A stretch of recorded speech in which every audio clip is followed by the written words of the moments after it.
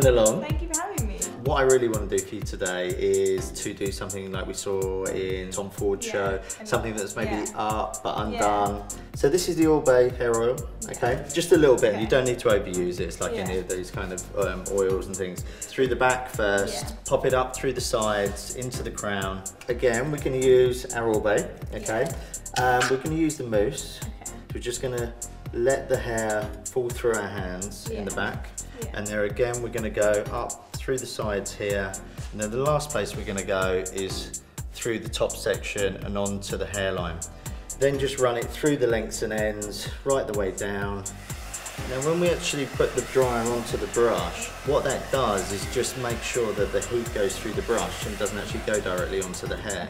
And it will make sure also that the hair stays quite clean, so we're just pushing that texture out of it. The important part is once it's heated up afterwards, we brush it through when it's cooling down, so that that's where it kind of sets, so the texture stays out. So we're going to take from the back of the ear up just below the crown, so then maybe just getting a section clip or something like that. Just make sure it's nice and clean and out your way, really. I know you use some texture spray, so just going to spray that down through that back section. Another little All Bay product. So into the palm of the hand. Again, a tiny amount. Yeah, you've really spread that in. I can see that, Pull that through, and you just see that the hair starts to become a little bit more tailored and groomed and separated. And then almost we're just going to kind of pull it through the ends, because then when we put the hair up at the back here, we're going to kind of get this unfinished look. And then what we're going to do is just twist it into the corner, and then we just twist it back up on itself.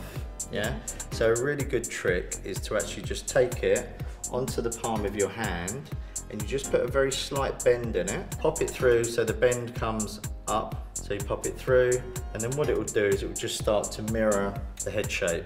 So pull it up, and then we just want that kind of really messy up onto the top. And it's more about just kind of securing the top of this, and then we're actually going to let these ends come down and splay out. Just quite big sections down the head, a little bit of texture spray.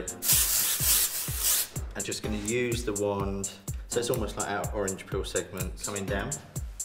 Do you curl them going away from the face then? So what I like to do is I'll use one way, and then one the other way, so that we get a variant really. So we're just going to use a little mix actually. I like a little bit of the fibre room, just into the palm of my hand.